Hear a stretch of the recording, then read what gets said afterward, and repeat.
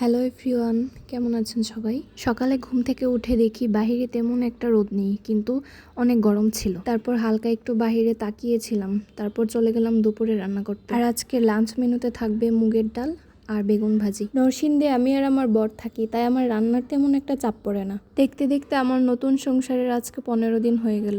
আর আমার এই সংসারে আপাতত দুজন মানুষের থাকা খাওয়া ছাড়া আর কিছুই নেই। আশা করি আমার সংসারেও একদিন সবকিছুই হবে। তো কথা বলতে বলতে এদিকে আমি ডাল সম্বাসী দিয়ে দিলাম।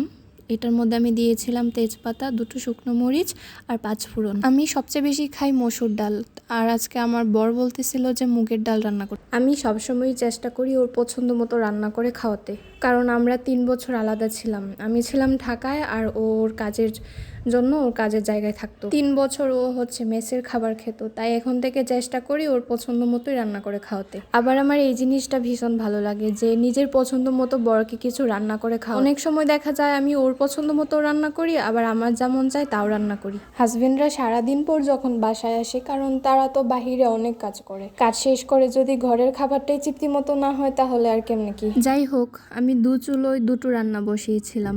সিলিন্ডারে বসিয়েছিলাম ভাত, আর ইন্ডাকশনে বসিয়েছিলাম বেগুন ভাজি। আমি জানি না আমি ব্লগ ভিডিও কেমন বানাই, কিন্তু এই কাজটা করতে আমার খুব ভালো লাগে। আপনাদের কাছে কেমন লাগে তা আমি জানি না। তো আমি চাই আপনারা প্রতিদিন সবাই আমার ভিডিওগুলো দেখবেন। মানুষ স্বল্প থেকেই তো বড় কিছু করে, তাই আমিও আশা রাখি আমিও একদিন অনেক বড় কিছু করতে পারবো, যদি আপনাদের ভালোবাসা থাকে আর আশীর্বাদ থাকে। তো টাটা।